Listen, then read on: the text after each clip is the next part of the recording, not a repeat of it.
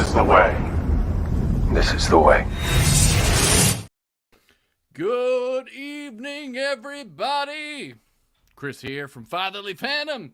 So we're coming at you with the Hey Mando. Watch the Achuta, Mando. Achuta Mando. Ah, Mando! Sorry that I'm late, guys. Fun story. I was making myself some tea here, and I was microwaving the water. I don't use a kettle or anything. It's just fun times. Oh, yeah, I got a comment here. I think that this is KJ Richter. I believe that's Keith, right? Keith here. He says, love the shirt. If you guys didn't know, I just got this shirt. Well, this hoodie. I just got this hoodie the other day, and I gotta say, this is probably my most favorite hoodie now that I've ever had. It's awesome.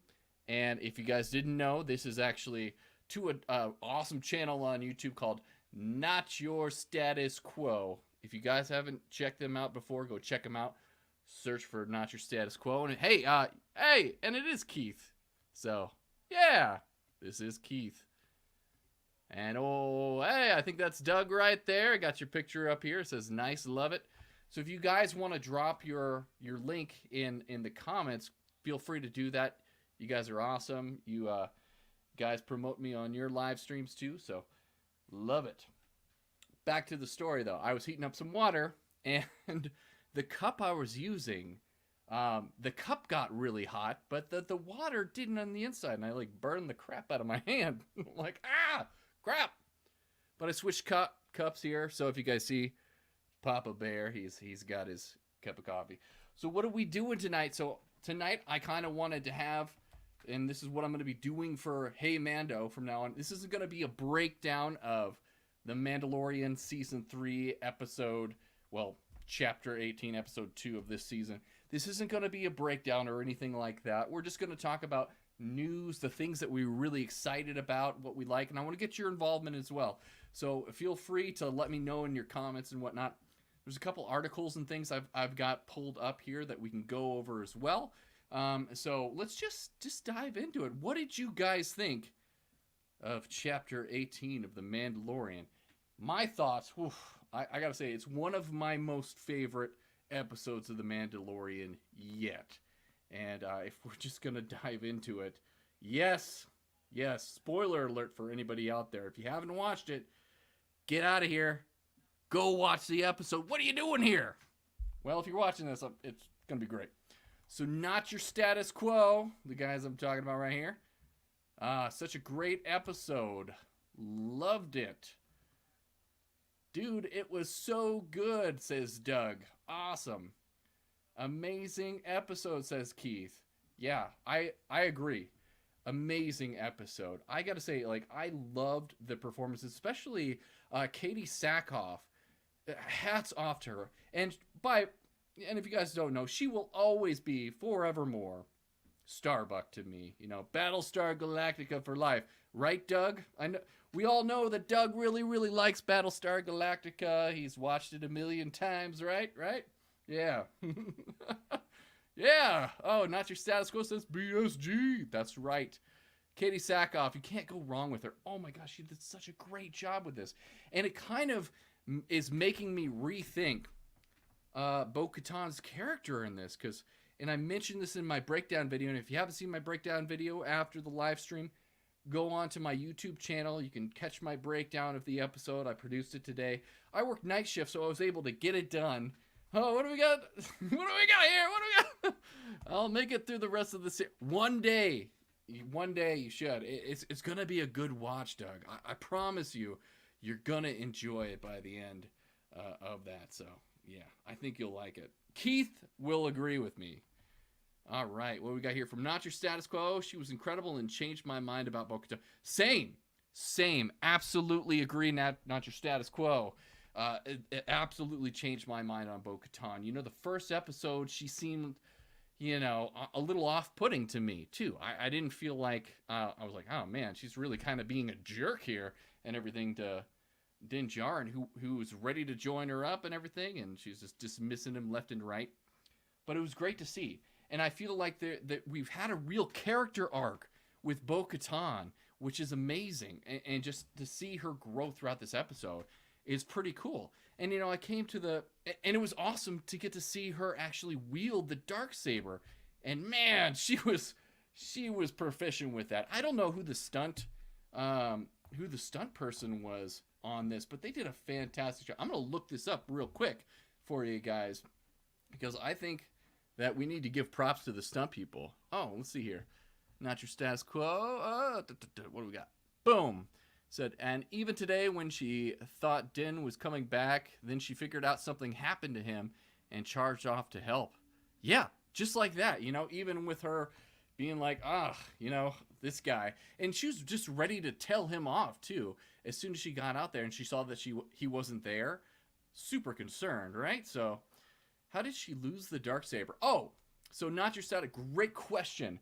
How did she lose the Darksaber? So during the Great Purge, the Night of 1,000 Tears, when the Empire bombed, the TIE bombers bombed and glassed the planet that we got to see Mandalore in this.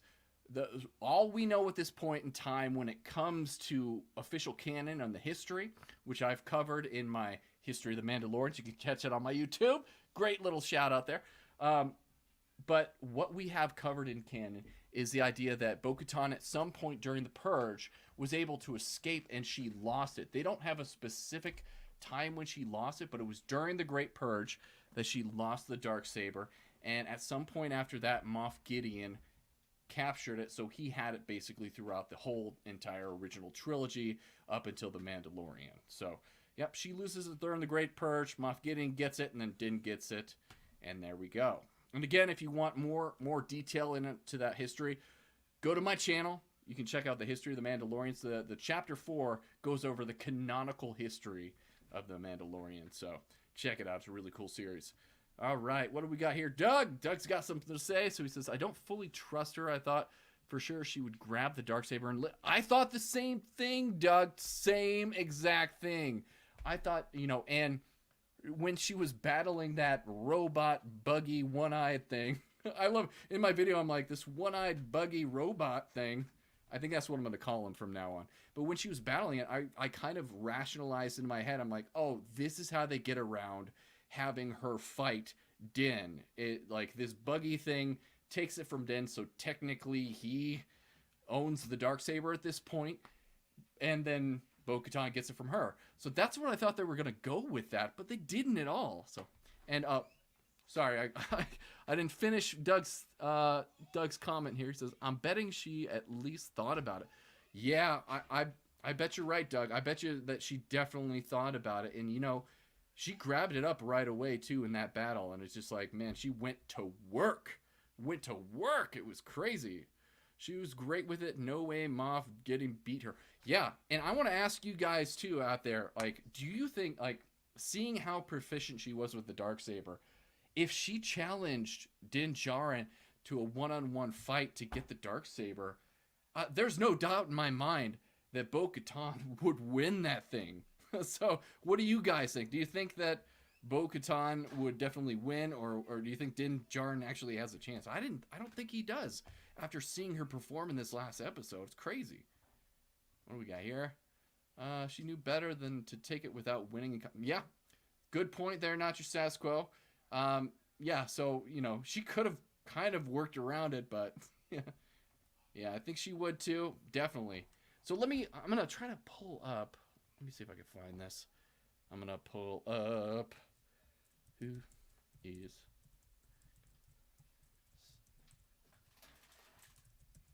I just want to give props to the song. Caitlin Deschelle and Caitlin Hudson served as her stunt doubles in the third season of The Mandalorian. Sackhoff is credited as starring alongside Pedro Pascal. And so Caitlin Deschelle and Caitlin Hudson are the stunt doubles for Bo-Katan. Fantastic job with this. Absolutely wonderful. They did such a good job with the fight choreography during this episode. I thought it was great. Oh, guaranteed, I think she was far more combat experienced than him. Absolutely. And one of my theories, too, is, like, after watching this episode, I'm not sure if like Bo-Katan is going to fight Din at all anymore. I'm a little on the fence about that now because I thought for sure going into this season that Bo-Katan was going to be our big antagonist. I thought that these two groups, these two factions, would be fighting each other, kind of Civil War like with the Mandalorians, which has happened time and time again in their history.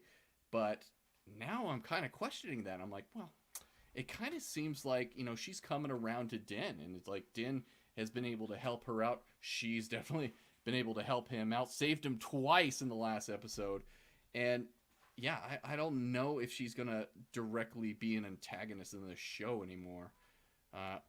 Yeah, they did a wonderful job. I agree. Yeah, the stunt people did a great job with this. All right, next, she may know that he is a natural leader and help him for the good of Mandalore. Absolutely, and I think a lot of that is coming across, and a lot of that came across in this last episode too. And that's my thought. That's my theory for what we're going to see moving forward is that Bo-Katan is going to take on more of a teacher role to Din and teach him how to fight with the Darksaber, to become the leader that he obviously is going to become. I still think that at the end of the day, this is the story of Din Djarin, and so we're going to see him rise to power. And I think that the whole point of the season is bringing all these factions together, because Bo-Katan even mentioned it in this episode that she is most upset about all the factions fighting each other, and the reason why Mandalore was so weak and that the Empire could take them out was because they were separated from each other. They weren't working as one Mandalorian culture, which is really cool. So I think that we're definitely a mentor there, not your status quo. Great. Yeah, was trying to think of the word. They got it right. This is why I'm rocking their hoodie. They know their stuff over there at Not Your Status Quo. So yeah, definitely playing a mentorship role in Din's life. Kind of like Din is doing with Grogu. And have you guys noticed that? Like throughout the last two episodes, Din is very concentrated on teaching Grogu the ways of the Mandalorian. And it's funny too, because Bo-Katan kind of talks to Grogu like he's a Jedi. He has had Jedi training, but he is on his way. He's a foundling now. He's a full-fledged Mandalorian. He's wearing his chainmail Beskar armor. So that was an interesting little back and forth. And did you guys notice too, whenever Pelimoto was around and Grogu jumps into her arms, we almost had Grogu say a word, and like I caught it a few times with my daughter. She's like, "Oh, did he just speak?" And it kind of sounded like that. So the show, I was like, Dave Filoni and Jon Favreau have said that he is going to speak sooner than we think. So it's going to happen. I wonder if it's going to happen in this season, maybe season 5. I don't know, but it's going to be really weird to hear Grogu talk. Honestly, like for me, my opinion, they have to do it right. How they accomplish that, however they accomplish that, they got to do it right. And I don't know how they do that. Who do you get to voice Grogu? It's like, yeah, Grogu is a foundling, so he definitely is there, Keith. All right, he will say, the way this. I love that. The way this is. But we learned. Hey, you remember? And so seeing Tales of the Jedi, Yaddle, who was voiced by Bryce Dallas Howard, by the way, actually talked normal. So it's actually Yoda who. This is my theory about Yoda, guys. If you didn't know, my theory about Yoda is he can talk normal. He's just messing with everybody. He's like, how long can I get away with talking crazy and nobody say anything? I'm a Jedi Master here. Nobody's gonna tell me any differently. So I think that he was just messing with us the whole time. Yoda was, especially since Yaddle, talks normally. So what do you guys think? Do you think that Grogu will talk normally, or will he talk in backwards speak like Yoda? I kind of think he's going to talk normally. He's going to, he's picking up Din's intonations and things like that. Honestly, Yoda was 900 years old. Maybe he was a little senile at that point. Who knows, right? All right. Not your status quo. Love BDH, and Yoda is He definitely is, right? Theory. That's my theory, guy. You hear it first on Fatherly Fandom. Theory of the day. Yoda was just messing with everybody. That's canon now. Write it down. Write it down, Lucasfilm. We got it in the books. There we go. Also, really love Bryce Dallas Howard. And if I was going to pick anybody to direct the next Star Wars film, it would be her. Speaking of Star Wars film, I kind of wanted to bring this up too, guys. And I want to make this kind of our new little news segment as well. But I did find an article here. Let me pull it up. There were a couple of cancellations too. John and Dave are watching. Yeah, so Not Your Status Quo says John and Dave are watching. We'll make it happen. If John and Dave, if you guys are watching, geez, you guys are doing the Lord's work out there. Thank you for making me love Star Wars again. Thank you for capturing the magic in the bottle again, making me excited. Like I was working last night, so I had to actually catch this episode on my breaks, and so I wasn't able to watch it all. It was like 44 minutes today, so I love that. But I was watching all my breaks. In my first break, I had to take late, and I was really stressed out. But as soon as I put that episode on, man, just the joy. The Tatooine, Boonta Eve scenes just made me feel like a kid again. Thank you, John and Dave, if you're out there. You're not out there. But if you were, thank you. Appreciate that. Yeah, so let's pull up this. I'm going to do a screen share if I can. Let's pull up the screen share. Oh, you didn't know I was going to sing for you over here. Okay. This is let's share this bad boy. So we got a little bit of news today about Rogue Squadron and Kevin Feige's Star Wars movie. They've both been canceled. They're scrapped now. So basically what is happening now is like Lucasfilm is dwindling down what it needs to do for the movies. And they've really got to get whatever they produce right for the next movie. And word on the street, it's Damon Lindelof's project that's being worked on right now. And, will there be dancing too? Oh, man. I don't know if you guys were listening to the intro music. Well, not the intro music, but the wait music before I started streaming. I was dancing to that. Do you guys like that song? I really do. So maybe there will be dancing to their Not Your Status Quo every now and again. If I get I'm at 506 subscribers on YouTube right now. If I get a couple more subscribers tonight while we're on this stream, guys, I will do a little jig for you right now if I can get some more subscribers. But yeah, I got 506 subscribers. Thank you everybody who is subscribed to my channel. I really do appreciate it. We're halfway there. Whoa! We're halfway there. Whoa! Living on a prayer. There you go. There's some Bon Jovi for you. Didn't know you were getting that. Living on a prayer. That's basically how I make this YouTube channel too, is I'm living on a prayer here, just making videos away, trying to get to 1,000 subscribers, maybe making this something that I could produce more of and build up the community, all the fun stuff. So if you haven't subscribed, please subscribe to my YouTube channel. Lots of good content on there, lots of goodies, a lot of information, lots of insights, and a lot of fun things like that. I'm starting to produce a couple more shorts. I'm going to do one short per week with some little tidbit insight from either The Mandalorian, Star Wars, or anything nerdy and everything, just to bring that to you so, we can elevate this stuff and enjoy the stuff that we're watching and nerd out together with it. Take my hand and we'll make it, I swear. Not Your Status Quo is singing along with me. Thank you. Appreciate that. And Keith says it all right down there. If you didn't see, subscribe to this amazing content creator. I don't think I'm an amazing person, but I really do love, I love the fact that I get to talk to amazing people out there, like Not Your Status Quo, Attack on Show as well, Rob E. He's amazing. I love his content too. You should check him out, subscribe to his channel too, as well as Not Your Status Quo. These are amazing content creators, and this little community that we are building up is freaking awesome. I love it. I love these guys. I love all you guys out there. It's amazing. It's so fun to get to talk to you guys, to be involved, and to be excited about what's coming out. Long tangent there. I should have a tangent time thing.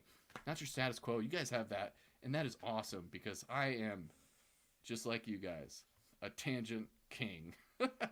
You love this stuff, and it shows. Yeah, and you guys do too. And that's what it's all about. It's the love. If I was doing this for some monetary gain, then I wouldn't put as much into this, honestly, because I'm not getting paid anything. I actually put more money into this than I get. I don't get anything really out of it. I mean, got a couple of shirt sales here and there. $10 here or there. But I do this because I love it. I love talking about movies. I love talking about nerdy stuff. I love Star Wars. I love Marvel. I love DC. I love it all. I love Star Trek and Star Wars. I'm one of those weird guys that likes it all. I love all this stuff. I like to highlight the good stuff. I think that we should light a candle instead of cursing the darkness. It's all the good stuff out there. Yes, Chris, come to the dark side. Yes, come to the gosh. Am I watching Picard? I'm trying to catch up on Picard, but with all the Star Wars content, the the deluge of Star Wars that we have, I haven't caught up all the way with Picard as well. I also had to subscribe to Paramount Plus, and I had that subscription for a little bit of time, but I had to make some cutbacks and everything. I would, the old budget and whatnot, but I haven't checked out the new. I really want to check out the new season of Picard because all the old casts are back. Next Generation was my show back in the day. I absolutely love Next Generation. That's what I grew up with. Me and my dad would watch Next Generation together. That's something that we shared, that we bonded over, and that show stands up to the test of time too. It's still super relevant and something that I wish I could get my kids into. They're not there yet, but it's definitely a show I want to get them into because there's so many life lessons in there about just the basic humanity. It's beautifully done. I love Next Generation. And so this next season of Picard has all the old cast back. Geordie LaForge. That's really my in for Next Generation was Reading Rainbow. Do you guys remember that? I love Reading Rainbow, and I got into Star Trek because of that. So that was a lot of fun. Best season. TNG is my favorite Star Trek show. This is why not your status quo. We're on the same wavelength, I think. We're definitely on the same wavelength when it comes to our shows and the things that we like. Man, this is great. Thank you guys so much for coming on here. Last week's live event, there were some technical issues, I guess, but I didn't have very many people on here. Thank you. I appreciate you guys involving in on this. This is great. And Picard is the best captain. Fight us on that. I would have to agree. There's definitely people that are diehard Kirk, fans and everything. I think we even have some Janeway fans out there as well, but yeah, for me, it's got to be Picard. Hands down, all the way. Butterfly in the sky, I can fly twice as high. Take a look, it's in a book, it's Reading Rainbow. Yes, thank you for that. So, but yeah, lots of fun. So back to the news article that I was talking about. They canceled both Rogue Squadron as well as Kevin Feige's Star Wars project. And I could assume that Kevin Feige, some people say Feige. What do they say? Tangent time. That's right. That's what I really do need to get that graphic, don't I? I really do. Yes. Yes, Doug. Yes. So, yeah. Back to what I was saying about this stuff.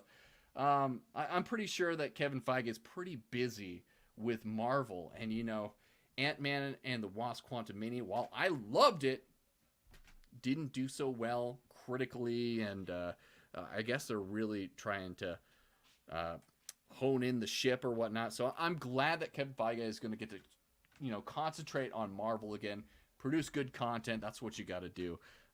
So those two projects are no longer happening. But like I said, Damon Lindelof is going to be producing the next movie, and it's going to be in the sequel era. But the main cast of it is the primary cast, the protagonist that we're going to see is not going to be Rey. It's not going to be any of them. They will be in the movie, apparently, is from what I hear. But yeah, that movie is the next thing up there. But like we talk about all the time on here in Fatherly Fandom, as well as in Not Your Status Quo, just make a trilogy in the middle. Just make a trilogy after Return of the Jedi, before The Force Awakens. Give us the Mandalorian time frame trilogy. Make that the finish line for all of these shows that we're seeing.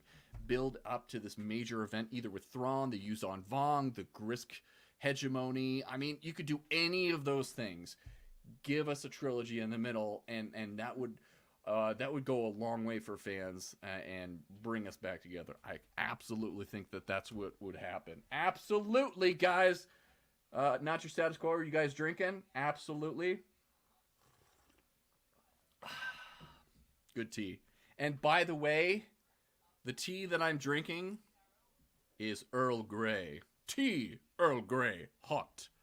And so if you didn't know that I was a Picard fan, now you do. It's the only tea I drink as well.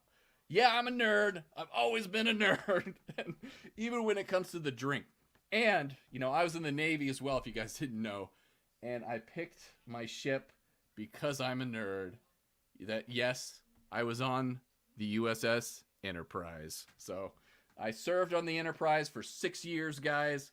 And that's definitely one of the reasons why, is because of Star Trek. So, oh, yeah. Doug's got his bantha milk. I love it. It's blue milk. Blue milk. Oh, and what we got here? Hot cup of Earl Grey. Tea, Earl Grey, hot. Red shirt. No, I was a green shirt. Red shirts were the ordnance guys, the ordies.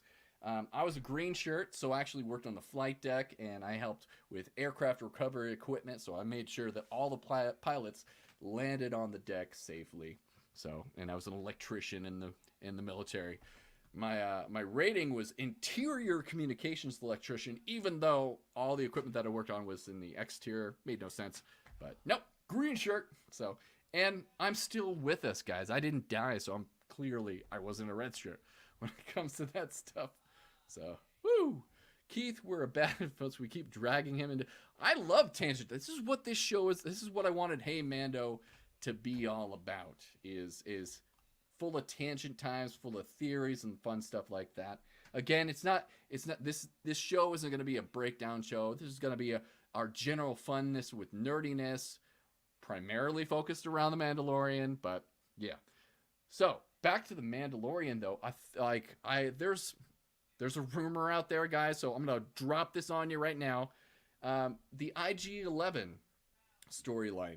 You know, he goes over to Navarro to fix up IG-11, and then he can't get the memory circuit right, and he goes to Tatooine and talks to Pelemoto and the Jawas. They can't get it right, and so he just picks up R5, and that's it. And it seems like that storyline is done. But wait. And I gotta say, this rumor, I don't like. I really don't like this rumor. I hope to God it's not true. But the rumor out there is, since they can't get the memory circuit, as the Babu Fricks were saying in the first episode, he won't think for himself. So, are you ready for this? Are you ready for this rumor? Are you really ready? You ready for this? So the rumor out there is that IG-11 is going to be used as kind of a remote armor for Grogu. So Grogu's going to be inside IG-11 controlling him. What do you think of that rumor? I don't like it at all. I was like, I don't want him to be in IG-11. If you're going to bring IG-11, I'm sorry, Doug. Yes, I hate it as well. Not your status quo. Don't like it. Yeah, I don't like it either. That is the rumor going around. And you know, seeing these first 2 episodes, seeing what they were doing with IG-11, that they can't find the memory circuit, I kind of feel like they're going in that direction, and I'm just like, no. And as soon as I see it on screen, I'm just gonna scream and that's gonna be my lowest rated episode. I'm saying it right now. If they somehow get me on board with that idea. It's going to be a miracle. They're going to be miracle writers if they do that.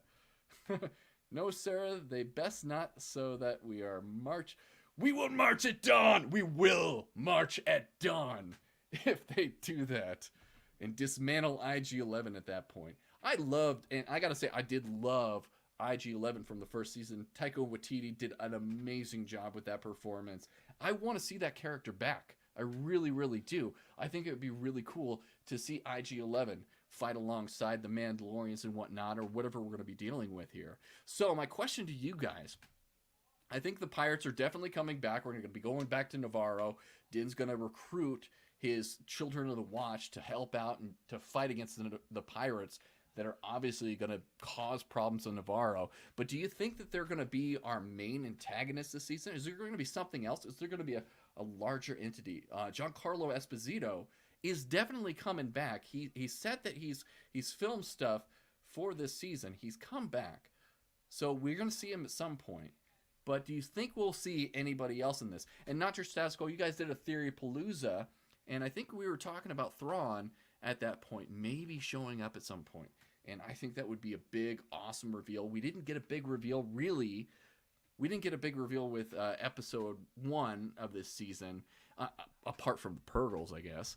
But, the big reveal for this one, what do we got? Best not do it. What do we got here? Seeing an assassin droid was so great. Yeah, I agree. Seeing why IG-88 was so deadly, like we just saw him standing around in Empire Strikes Back, but actually getting to see him in The Mandalorian just be brutal, it was amazing. I absolutely love that. It was so awesome. Moff G and Dark Force user will show up this season. Cybaoth? Are we going to get Cybaoth on this? That would be interesting if he shows up. All the Mount Tantus stuff happening in Bad Batch. And by the way, please don't spoil I haven't watched Bad Batch today, and I'm kind of going to do this. I'm going to focus on Mandalorian on Wednesdays and focus on Bad Batch on Thursday. So I'll have my breakdown and review of Bad Batch tomorrow. So this is the best way I can do it. I hope so too, not your stat. That would blow my mind if they bring Cybaoth into canon. And a ton of the older fans would be so on board for that.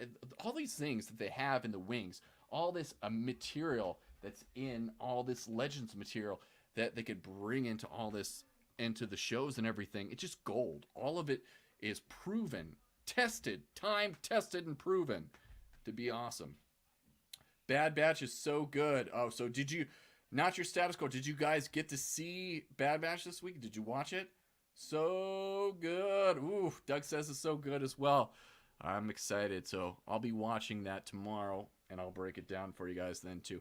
And not your status quo, you guys are having a live stream tomorrow, right? At 5 p.m. on Thursday, Pacific Standard Time, 8 p.m. Eastern Standard Time, right? Oh, not just so. He's watched it at lunch. I know I do the same thing. I watch these shows at lunch whenever I'm at work. 5 p.m. Pacific Standard Time. So if you guys need to go over to their channel. First, subscribe to their channel, and then secondly, show up for their live streams. They're awesome. They go on Mondays the same time, 5 p.m. Pacific Standard Time. Always have a problem saying that. I don't know why, but they're always on Mondays and Thursdays most weeks. And then they're going to be going back to Sunday. They're going to be doing a Sunday live stream after The Last of Us. Is that correct, not your status quo? Sunday is when you're going to be coming on after The Last of Us wraps up. But yeah, you guys definitely need to tune in. Oh, he says, Monday for now, but back to Sundays after The Last of Us. Yes, sir. Yeah, you definitely need to go on to those live streams. They're absolute fun. I absolutely love it. You get to interact with these fine gentlemen right here. They're amazing folks. And if you like my content, you're going to love them too. And if you like their content and you like my content, you're going to love Attack on Show as well. So all of us little channels out there, like we're here for each other, man. I'm here for them, and they're here for me. It's a big group of community of nerds here.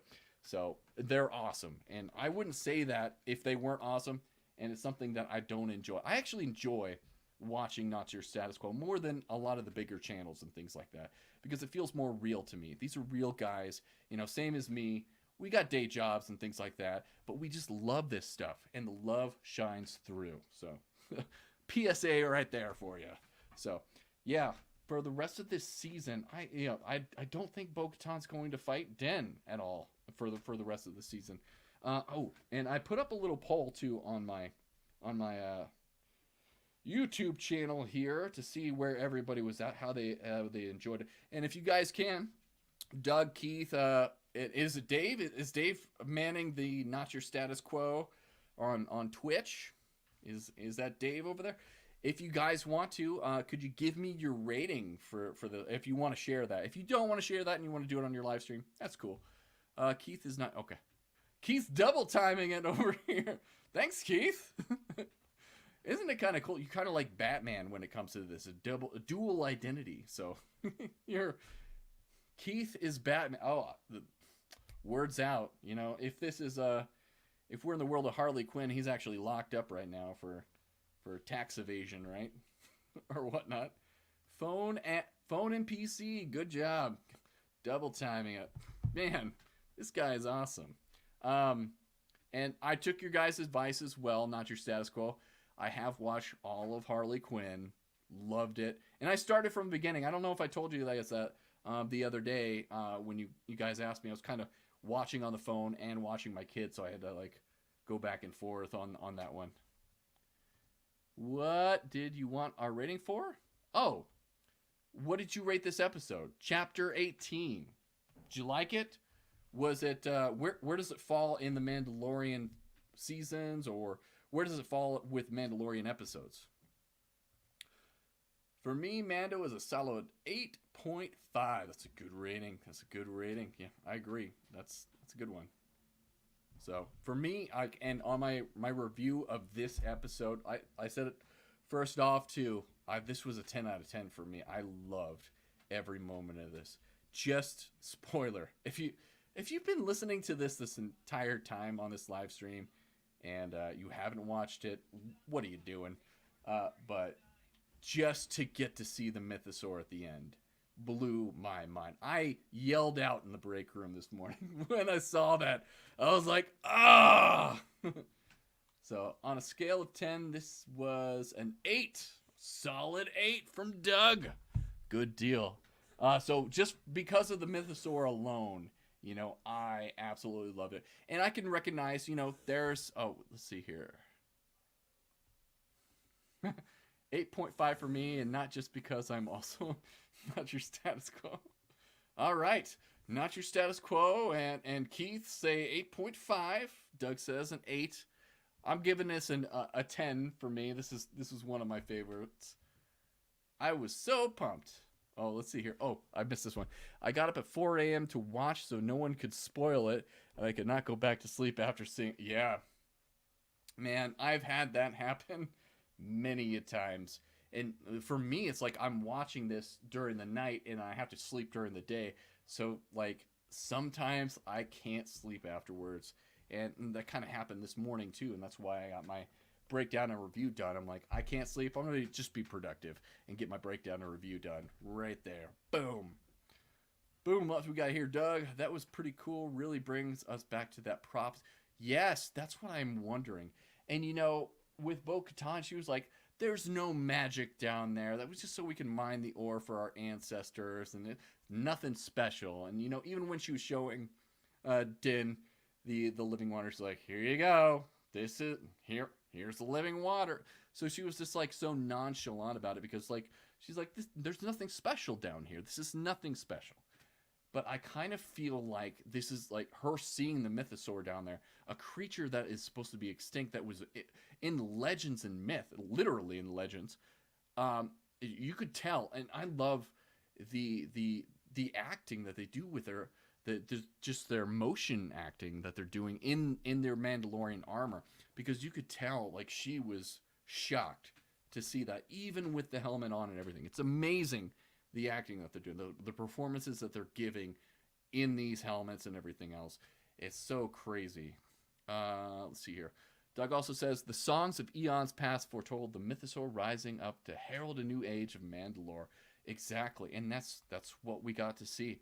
And a lot of people before this episode, before season 3 started coming out, thought that would be like an allegory or something for what's going to happen with the Mandalorian. Or another rumor that I heard was that Bo-Katan was going to have mythosaur armor, so she'd find scales or something of a mythosaur. But no, we actually get a real mythosaur, and it looked that thing was gigantic. That was way bigger than I thought it was going to be. So my question, let's see here. Not just goes this. She wanted to prove to him that this was all just for the kids, but she is the one getting her mind changed. Yes, exactly. She is definitely going through some stuff.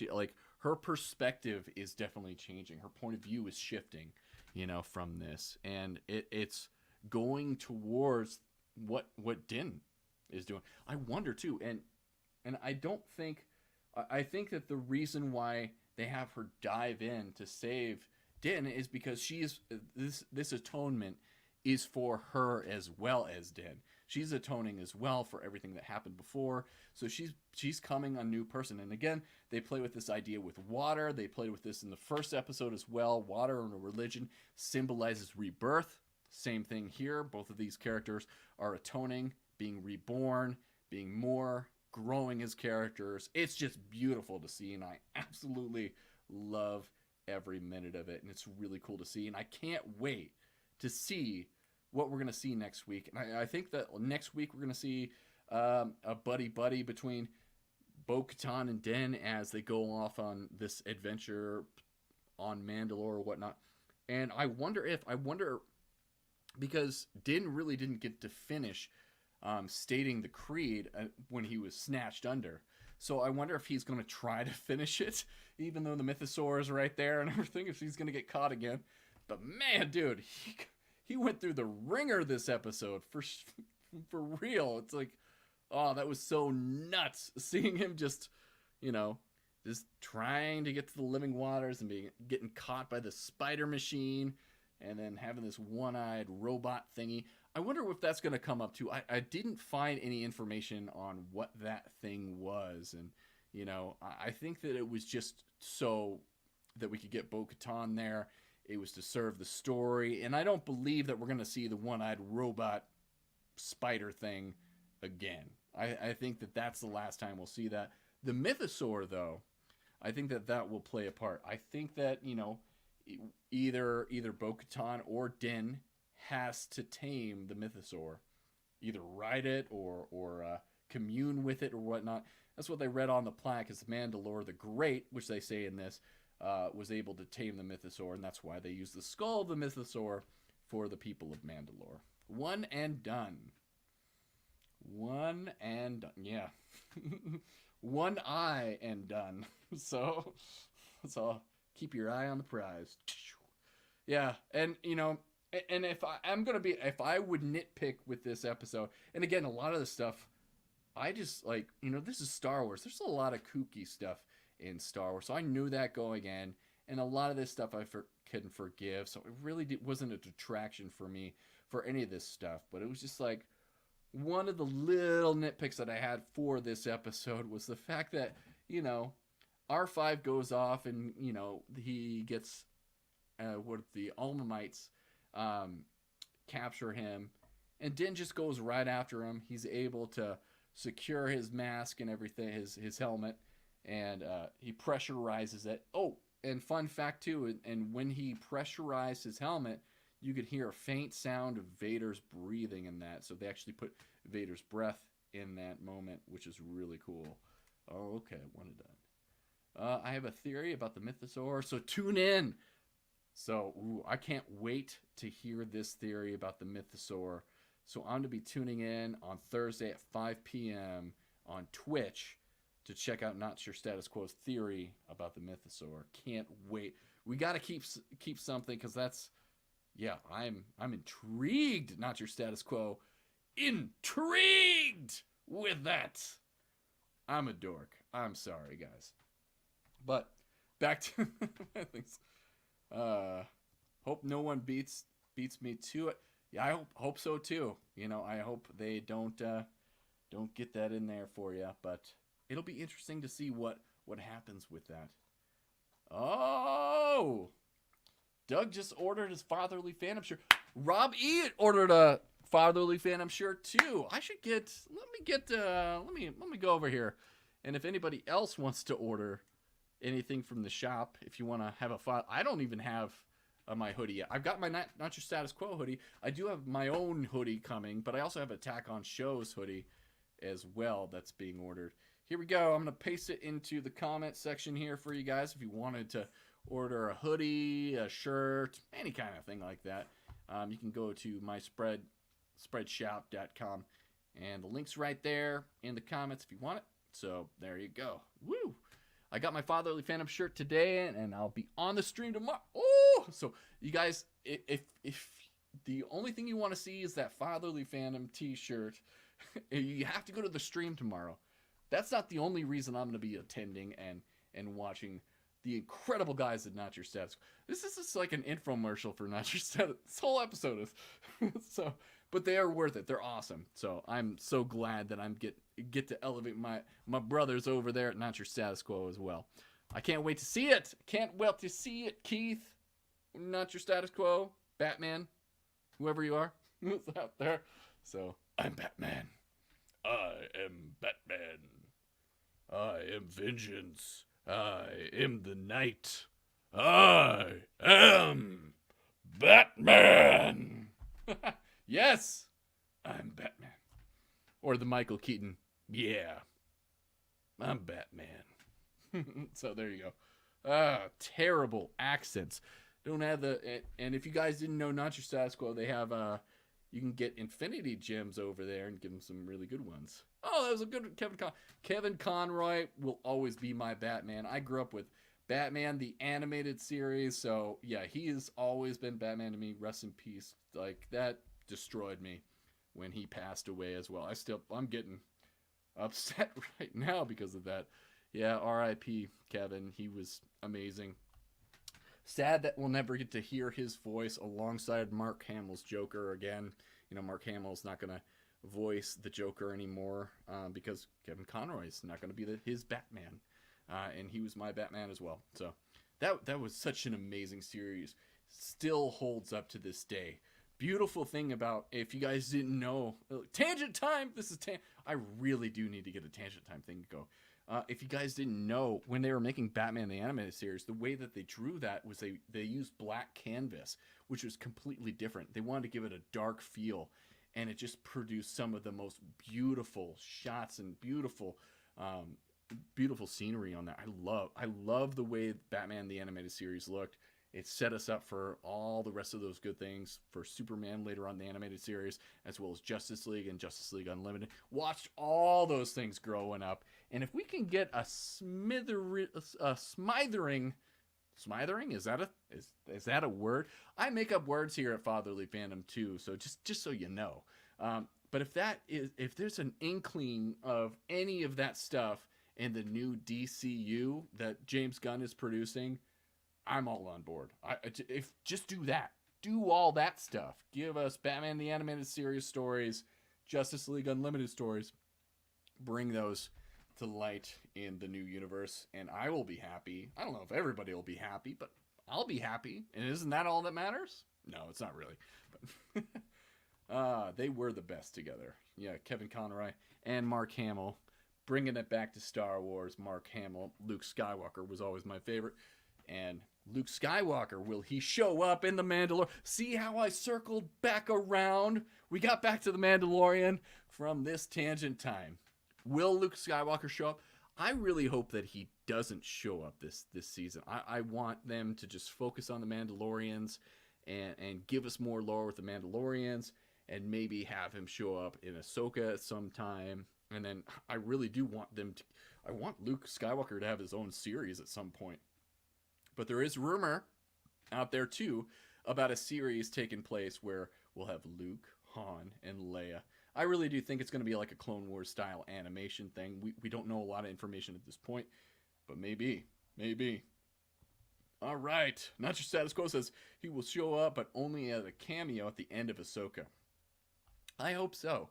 I really do, and I posted this on Facebook as well. I really do want to see them meet up, and I was so upset back when I was watching Book of Boba Fett that we didn't get to see Ahsoka meet Luke Skywalker for the first time, because that is a monumental moment for those two characters, knowing Anakin Skywalker and what they can bring to each other, and the closure that Luke Skywalker can give to Ahsoka, just with the knowledge that Anakin Skywalker was redeemed because of his love for his child, and because he loved his son, he was able to save the galaxy and kill the Emperor.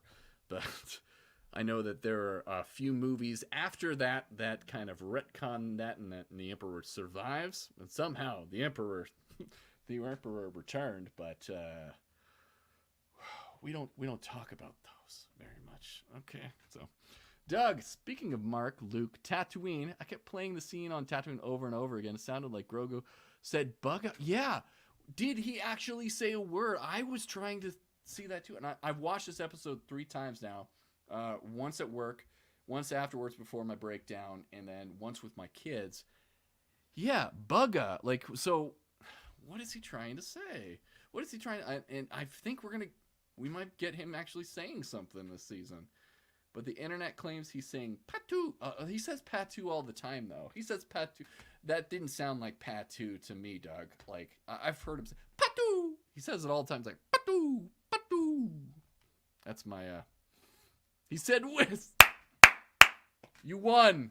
That's the winning comment right there. He said wizard. I 100% believe that Grogu did say wizard at that point.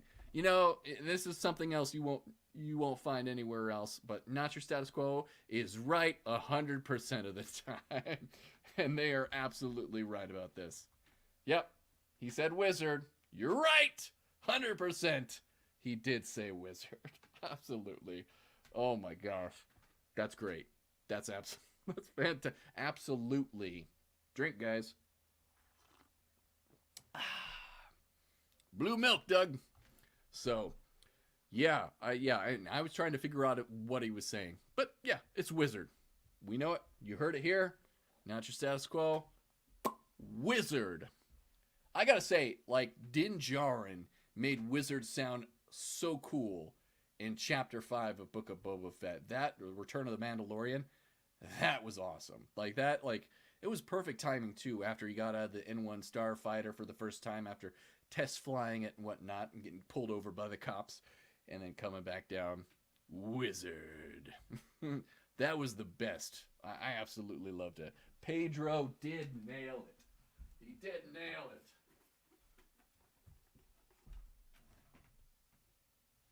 Wizard. So, there you go. Whew. And that's the fun excitement that you can have here. Pedro Stan account. Oh, you know, he also a Pedro Stan account for Fatherly Phantom as well. I'm in total agreement with that. What do we got? Giancarlo Esposito on there. Pedro Pascal. Who's the third one? Oh, Jonathan Majors. Yes. So, Jonathan Majors, Pedro Pascal, and Giancarlo Esposito. All 3 of those guys just nail it every single time they're on screen. I also, like, there's another honorary member, especially since it's International Women's Day, guys. Happy International Women's Day, guys, out there. Ming-Na Wen, I think, would be somebody that I would like to nominate for a Stan account if we can, because she's a princess. She's Mulan. She's a Disney princess. She's Fennec Shannon's Star Wars. She was in Agents of S.H.I.E.L.D. And she is super nerdy for Star Wars as well. She loves Star Wars. So it's like, she is awesome. I love Ming-Na Wen. She is so cool. Yeah. Ming is in too. There we go. Heard it here. Not Your Status Quo says Ming's in there. So, like I said, happy International Women's Day, guys. Lots of great women out there, women actors that we got, especially in Star Wars. Just so many. Katie Sackhoff, Ming-Na Wen.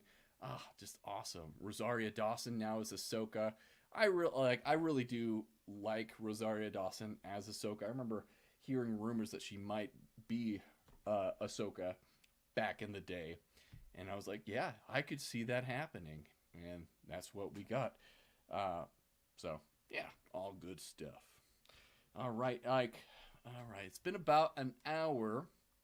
What I think we can do now is, if you guys have any, Dave will approve her. Okay, we do got to get Dave to have his stamp of approval on that as well, so we can light this candle, light the bomb as well. So, and by the way, I found my kids, I found Grogu as well, so he's got something to say. I think it's Patu. Maybe it's Wizard. I don't know. But we finally found him. I was looking for this guy for the longest time. And finally, he came back, right? Yeah, he did. He came back. So we got him. We got him here.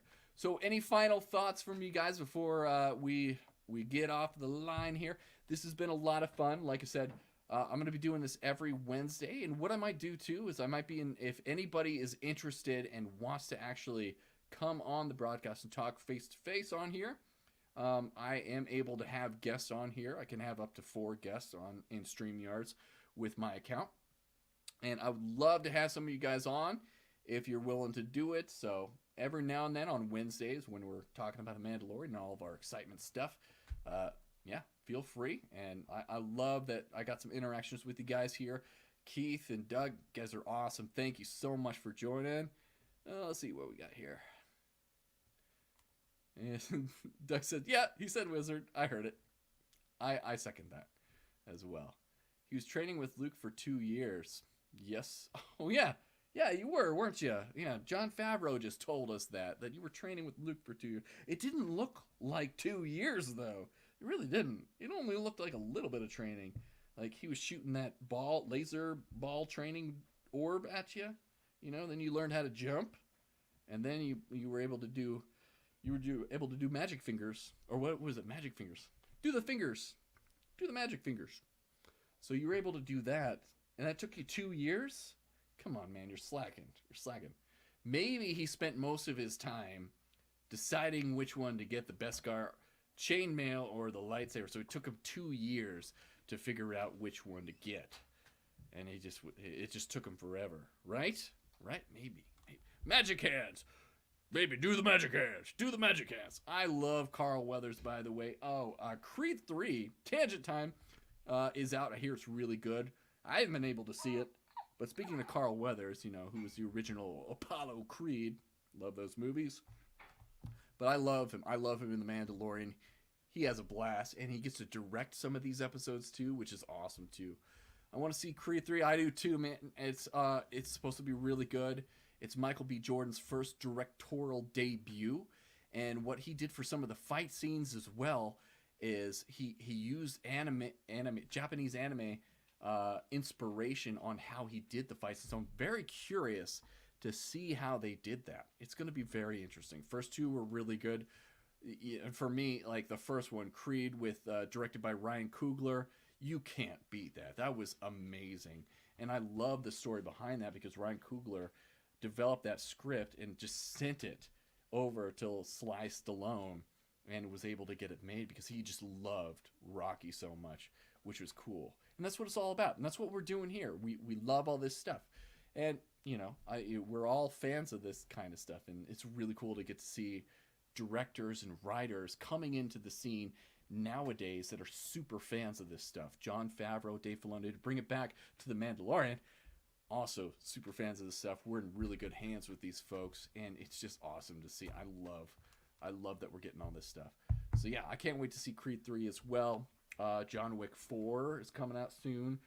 Attack on Show, Robbie said he's got his tickets for Thursday. So that's coming out. It's supposed to be really good as well. I'm looking forward to that. As well as The Bad Batch. I haven't watched it. You guys said it was really good. I will be watching that tonight, and then I'll review that tomorrow. So look for that on my YouTube channel. I'll be doing Bad Batch tomorrow. Bad Batch, what is it, episode 12? on tomorrow. Be doing that, and we'll be doing another live stream next Wednesday at 6 p.m. as well. Catch Not Your Status Quo tomorrow at 5 p.m. Pacific Standard Time. Also Monday, 5 p.m. Pacific Standard. Early reports are got another one. Early reports on John Wick 4 is the best of the bunch. And I Attack on Show reported that it's being called one of the best action films ever. So that's a lot of hype. That is a lot of hype for John Wick 4. I've enjoyed every single one. I think they all progressively get better, and the first one was awesome. So it's just amazing. High praise, definitely high praise for John Wick 4. I can't wait to check that out as well. And for me as a father, I get to watch a lot of these shows and things. That's why I'm able to cover this. Going to the movies, I don't get to do it as much. So I'll be watching John Wick 4. I might, if I see it in time, I might review it on here, but I might not. I can't guarantee that, but I definitely want to see Creed 3, and I want to see John Wick 4. 3 and 4. There we go. Yeah. So tune into all of our stuff. I'll be reviewing the next episode of Mandalorian. Can't wait to see that. I wonder if they're going to spend the majority of the time on Mandalore for the next one, or if they're just going to go straight off world and he's going to go back to the armor, let him know that he has... How is he going to prove that he bathed in the living waters of Mandalore? Is he just going to bring Bo-Katan with him and be like, here's my witness, this is what happened, it's all good, then we're going to go to Navarro, beat off some pirates. I mean, family show guy here. We're going to defeat these pirates, not beat them off. Family show, guys. This is a family show. Keep it PG. So he filmed it with his. Oh yeah, maybe he has like a hollow, video of it, and he goes. He's like, here you go, and look, there's the mythosaur as well. So that would be interesting to see what they say about that. They're gonna pick up their the Children of the Watch and go defeat some pirates over on Navarro. But what do we have after that? Where do we go from there? That's what I'm wondering. It's like, what is next for the Mandalorian? Where do we go? What do we do? How do we know? But only Bo saw it. Yeah, you're right. Oh, good point. Yeah, Bo's the only one that saw the mythosaur. I wonder if she's going to keep that information to herself. Maybe she is going to be like, did I really see what I think I saw? Kind of situation. Din was kind of out of it, drowning and whatnot. So, yeah, it'll be interesting to see if she brings it up. Maybe she doesn't even bring it up. Maybe she keeps it to herself and they just go off planet and she brings it up later or something. Who knows? Good points. Thanks, Not Your Status Quo. You guys are great in helping me out with this. Gathering them all together to bring back the Age of the Mandalore. Yes, I really do think, and I said this in my breakdown video, I really do think that the whole point of this season is to mend the bonds and to bring these clans together so that Mandalore can unite and bring about the new Age of Mandalore, as the prophecy states. Because all these little hints are telling us that throughout this. We see a very divided Mandalorian sects. In the first episode, we get Bo-Katan talking about how all the clans fought against each other, and that's why they lost to the Empire. So, yeah, I think that that's where we're leading with this season, is a united, strong Mandalorian front. The post-sequel movies better have a strong Mandalore. I hope so. I really do hope so. And it makes me wonder, it's like, yeah, what was happening to the Mandalorians during the sequel time? And I also did hear this too. The entire timeline of the sequels only happened over like a year and a half or something like that. It was a very short period of time in Star Wars history.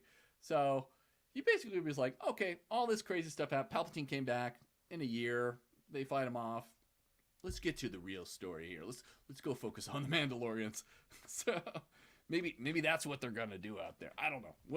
We'll see what happens with the movie, which apparently the movie is going to be coming out around in 2025. So 2025 is when we're supposed to get the next movie from Star Wars, and it'll be interesting. That one has to be a banger. They have to go all out with that one. it has to be good. It has to, be extremely profitable for them. It's got to produce.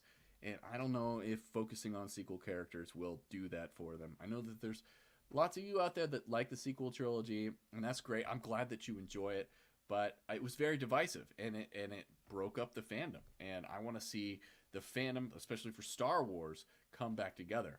And that's one of the things that I want to do here on Fatherly Fandom, is try to highlight all the good stuff and us talk about all the great stuff that we're watching, and try to bring us together. Be less toxic with things. It's okay to have opinions. It's okay to not like things. I don't like a lot of things. But at the same time, we don't belittle each other. We don't treat each other poorly. We don't gatekeep when it comes to this stuff. If you like Star Wars, you like Star Wars. You don't have to know a whole lot about it. You don't have to read all the books. You don't have to go in depth with it. That's what I'm here for. I'm going to bring that stuff to you. I'm going to try to highlight that stuff for you if I can. But if you like Star Wars, you're a Star Wars fan. That's it. If you like the sequels, you're a Star Wars fan. If you like the prequels, Star Wars fan. If you like Jar Jar Binks, Star Wars fan, I guess. Yep, you are a Star Wars fan, so no toxicity here. I want to make sure that everybody's included and everybody gets to enjoy all this stuff, because at the end of the day, this is our stuff to escape from all the crazy stuff that's going on out there in the world, which we have no control over.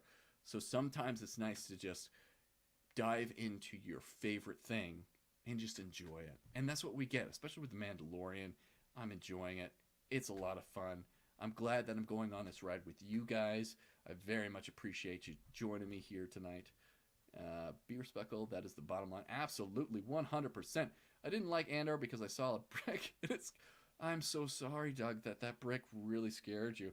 The fact that they were made of human remains was a little weird, but I actually like that. I'm a little sadistic, I guess. George said no bricks in Star Wars. Did he say that? I want to find that quote if I can. Where did George say that? And he had a zip. Oh man, they even had a zipper too. Carrie Fisher once said they had no bras in Star Wars, but eventually some of the actors later on got to wear them, and she got really peeved that George Lucas told her that, because she had to use gaffy tape, and how is that any better? So, interesting stuff there, but yeah, for bricks. She's a brick and I'm drowning slowly. Lots of bricks in that Andor show. So, yeah, Andor. I loved Andor. I thought that was a beautifully well-written, composed show, beautifully shot. But the one thing that it wasn't, it's not a show that I can enjoy with my kids. Mandalorian it definitely is, but it's a different type of Star Wars show, and I get why some people weren't into it. I get why people were a little mad about it too, because I want to see them use that type of production value, and that sort of care when it comes to the writing and production, and transpose that onto some of these other properties, especially Obi-Wan Kenobi. That show missed the mark for me on several things with the production, also with the writing, the story. It was developed, Obi-Wan Kenobi was developed from a movie, and then they parceled that down and piecemealed it out and twisted it, turned it, and stretched it out so that it could be the series. So they really had a lot of fluff and other stuff put into that show. And it was just a tragedy, because all of us wanted to see Ewan McGregor return. For Obi-Wan Kenobi, we wanted to see the best production possible. And I don't feel like we got that. Just my opinion. I still enjoyed a lot of things about that show. But at the end of the day, I wanted to see what they did with Andor, done with Obi-Wan Kenobi. I want to see what they did with Andor on a lot of these other properties. If they focus in on one of the movies and produce if they hire Tony Gilroy for the movie, make him adapt a movie, I'm all for that. That'd be great. That'd be awesome. It's Zippers preach. What does he say here? And the fourth sister lived. Yeah, I know that I know that Keith absolutely loves Reva. I hear that they might be making a Reva series, a Reva trilogy, I hear is coming out pretty soon. Keith is going to be ecstatic for that. He told me that There was nothing better than Reva. He just wants more Reva all the time. Give me fourth sister all the time. I did enjoy her. Yes, she was amazing. Why wasn't it called the Reva Show? It shouldn't have been Obi-Wan Kenobi. Just focus on Reva. Why do we need to hear about Obi-Wan Kenobi? Nobody wants to hear about Obi-Wan. We just want Reva. Reva all the time. So, but Moses Ingram did a great, on a side note, Moses Ingram did a great job with that role. But at the same time, for me, I could have used less of a focus on Reva, more of a focus on Obi-Wan Kenobi. And hopefully that's something that we'll see if we get a green light for season 2 of Obi-Wan Kenobi. And Not Your Status Quo reported, I think last week in their Theory Palooza, or was it was in one of your other live streams, you said that Ewan McGregor might be coming to the next Star Wars celebration. What would he be there for, pray tell? I think that maybe he'd be there to announce season 2. There were talks about it when it was out, so we'll see. We'll see. But give us more Reva, right, Keith? Absolutely. Ewan is going to be at Star Wars Celebration in April. So there you go. Yep. He'll be there. He'll be there, guys. What could he possibly be there for? We shall see. But he's having a lot of fun with it. I'm, if anything, I'm glad that Obi-Wan Kenobi came out, the series came out, just for the fact that they brought Hayden Christensen back. I love that. And all the positivity that man is getting as an actor, great. I love that. That was so heartwarming to see all these fans so excited to see him and the joy and love that man is getting. I love that. And I love the fact that we're going to be seeing more of Hayden Christensen and Ahsoka, and it's just going to be awesome. I feel like he got a lot of negativity at the time when the prequels were out. A lot of people were bagging on his acting and everything else, but man, I think he got the raw deal when it came to that, and I want to see more of him.